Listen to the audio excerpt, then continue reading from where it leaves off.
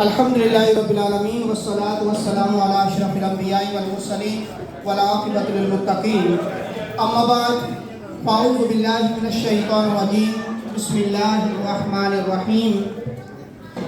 انا اعطیناک الکوثر فصل لربک وانحر ان شانئک هو الابتر۔ صدق اللہ المولانا العظیم وصدق رسولہ النبی الکریم۔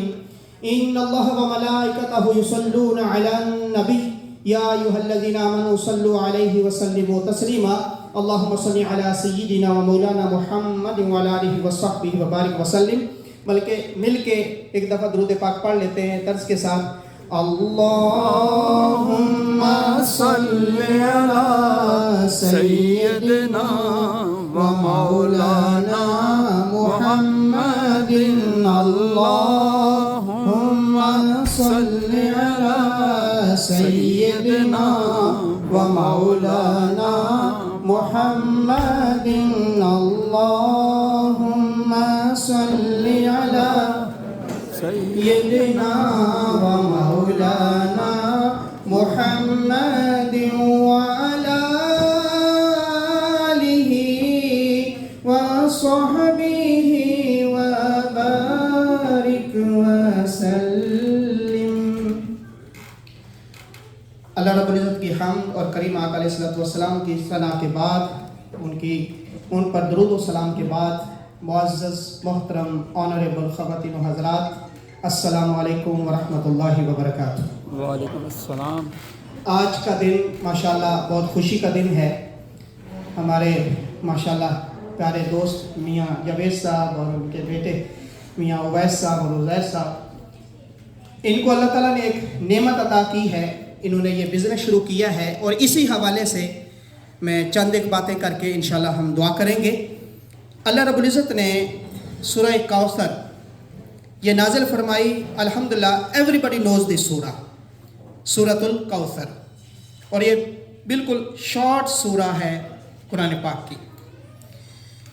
اس کا شان نزول یہ ہے کہ جب حضور علیہ السلام کے بیٹے، میں بالکل شارٹ کرتا ہوں، آپ کے 3 بیٹے تھے، 4 بیٹیاں تھیں۔ 3 بیٹے بالکل بچپن میں چھوٹی عمر میں فوت ہو گئے، اور دشمنوں نے یہ تانا دیا کہ محمد بن عبداللہ آپ کی آگے نسل نہیں چلنے والی، آپ کے بیٹے تو وفات پا گئے اور ہمارے بہت بیٹے ہیں۔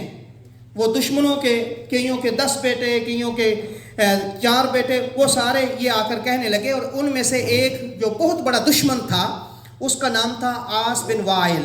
وہ آ کر کہتا ہے کہ محمد تیری نسل ختم ہو گئی۔ ابو لہب نے بھی آ کر کہا تیری نسل ختم ہو گئی، تیرے بیٹے تو ہیں نہیں اور ہمارے بیٹے ہیں، آگے ہماری اولاد چلے گی، ہمارے نام لینے والے ہوں گے، تیرا کوئی نہیں ہوگا۔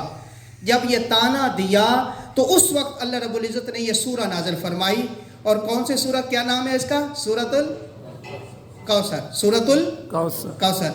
اللہ رب العزت نے ارشاد فرمایا انا اعطیناک الکوثر، اے محبوب صلی اللہ علیہ وسلم، ہم نے آپ کو کوثر عطا کر دی، الکوثر عطا کر دی۔ فصل لربک وانحر، ہم نے یہ نعمت عطا کی ہے، ہم نے یہ فضل عطا کیا ہے۔ الکوثر کا معنی چند تفاسیر میں سے میں عرض کر دیتا ہوں، اس کا معنی کیا ہے، الکوثر کا معنی کیا ہے۔ اب آپ کیا کریں، فصل لربک وانحر، اپنے رب کے لیے نماز ادا کریں۔ فصلی، نماز ادا کیا کریں۔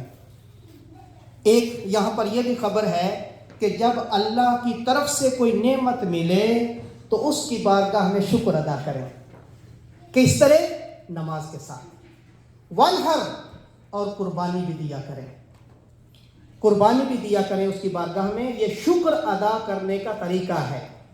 جو اللہ کی بارگاہ میں جھکتا ہے اس کا بہت بڑا وہ شاکر ہوتا ہے، شکر گزار ہوتا ہے۔ ان شانئک، بے شک تمہارا دشمن هو الابتر، وہ بے نسل رہے گا، اس کی نسل ختم ہو جائے گی۔ تو اس کا یہ بھی مطلب ہے کہ اگر کسی مسلمان کا کوئی دشمن ہو، ہم صرف یہ کریں کہ نماز ادا کرتے رہیں اور قربانی دیتے رہیں، دشمن خود بخود اپنی موت آپ مر جاتا ہے۔ یہ اس صورت کے اندر پیغام دیا ہے اللہ رب العزت نے۔ اب میں آتا ہوں معنی کی طرف۔ اے محبوب، ہم نے آپ کو کوثر عطا کر دی، الکوثر عطا کر دی۔ صحابہ کرام حاضر ہوئے، یا رسول اللہ علیہ وسلم، کوثر کا مطلب کیا ہے؟ کیا چیز ہے کوثر؟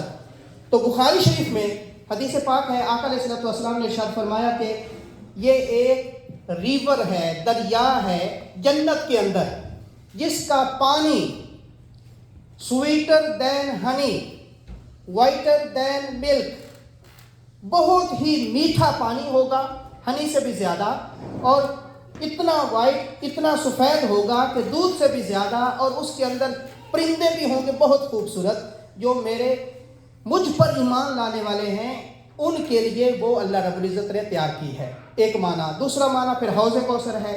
تیسرا معنی اس کا ہے الخیر الکثیر، کہ اللہ رب العزت نے جو بھی اپنے محبوب علیہ السلام کو عطا کیا سب سے زیادہ عطا کیا۔ الخیر الکثیر، what Allah subhanahu wa ta'ala gifted to Prophet sallallahu alaihi wasallam a lot، سب سے زیادہ عطا کیا۔ اگر حسن میرے آقا کو عطا کیا گیا تو سب سے زیادہ عطا کیا گیا، اگر علم عطا کیا گیا تو سب سے زیادہ عطا کیا گیا، رحمت کا وصف اور یہ کوالٹی عطا کی گئی تو رحمت للعالمین بنایا گیا۔ اور پھر ہم نے آپ کو الکوثر، یہ نعمت عطا کر دی ہے۔ اور چوتھا معنی اس کا یہ ہے کہ جو دشمن آپ کو طعنہ دے رہے تھے کہ تیری نسل ختم ہو گئی، آگے کوئی نام لینے والا نہیں ہوگا، تو ہم نے آپ کو الکوثر عطا کر دی۔ اور تفسیر الکبیر امام فخر الدین رازی رحمۃ اللہ علیہ، یہ بہت بڑی عربی کی تفسیر ہے اور 40 جلدوں کے اندر ہے، عربی میں ہے، اور آج کل انگلش میں ٹرانسلیشن اس کی موجود ہے۔ حوالے سے بات کر رہا ہوں، یعنی اپنی طرف سے من گھڑت یا شاعری نہیں ہے، یہ پوئٹری نہیں ہے، علماء کی بات ہے اور حدیث کی بات ہے۔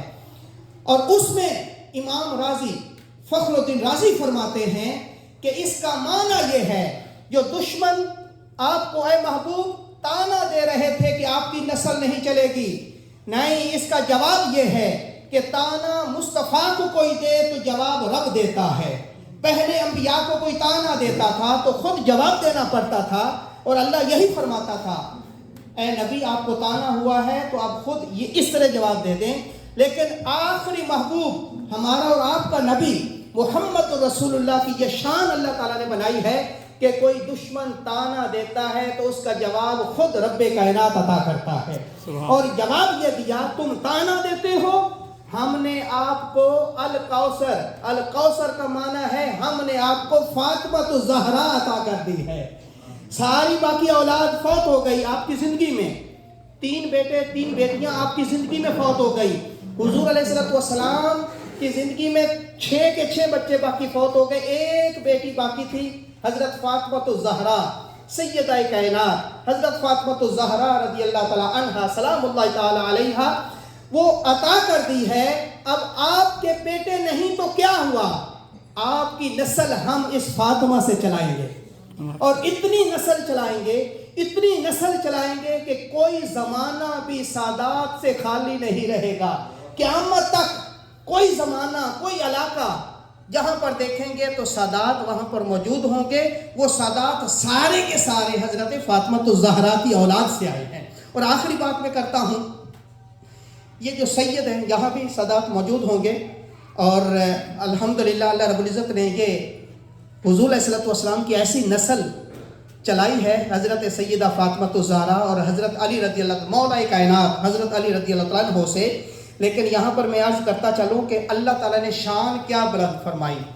مولا کائنات حضرت علی پیدا ہوئے اللہ کے گھر میں، اور فاطمہ الزہرا پیدا ہوئی مصطفیٰ کے گھر میں۔ سبحان، شان عطا کر دی۔ اب سادات کو سادات یعنی سید کو سید بنایا کس نے ہے؟ تو وہ حضرت علی نے نہیں بنایا، حضرت سید فاطمہ نے بنایا ہے۔ کیسے؟ حضرت علی کی اور بھی اولاد تھی لیکن وہ سادات نہیں ہیں، صرف فاطمی اولاد حضرت سیدہ فاطمہ الزہرا کی اولاد میں سے جو ہیں وہ سارے کے سارے سادات کہلاتے ہیں. اور یہ سید خود اللہ رب العزت نے یہ نام عطا کیا ہے. یہ آپ کی شان ہے. اللہ رب العزت ان کے صدقے ہم سب پر رحمت فرمائے, ان کی شان کے صدقے سب کو خوشیاں دکھائے. تو آج کا پیغام اور لیسن یہ ہے کہ یہ گھرانہ بڑا پاک ہے, ان کی نسبت سے دعا مانگا کرو, اللہ تعالیٰ قبول فرماتا ہے.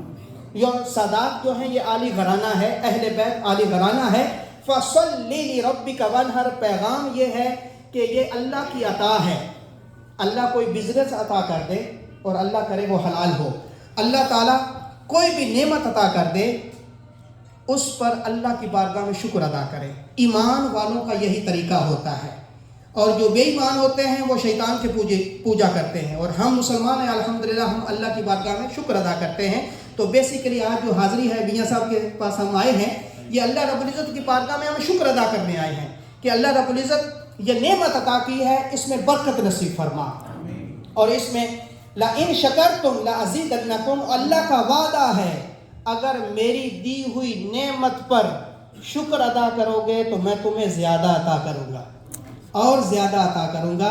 تو ہمیشہ اللہ جب بھی کوئی نعمت عطا کرے تو اس کی بارگاہ میں شکر ادا کرنا چاہیے. اس کے کئی طریقے ہیں, نماز کے ساتھ بھی ہے, الفاظ کے ساتھ بھی ہے, الحمدللہ کے ساتھ, اور قربانی کے ساتھ بھی ہے. قربانی کیا ہے؟ یہ قربانی ہے نا, آج فری میں کھانا کھلائیں گے, یہ قربانی ہے نا, یہ شکر ادا کر رہے ہیں اور ہم سارے انجوائے کر رہے ہیں. تو لوگوں کو کھانا کھلانا یہ بھی قربانی ہے. اور آقا علیہ السلام نے فرمایا کہ اگر اسلام پھیلانا چاہتے ہو تو دو کام کیا کرو, سب کو سلام کہا کرو اور ہر بھوکے کو کھانا کھلایا کرو.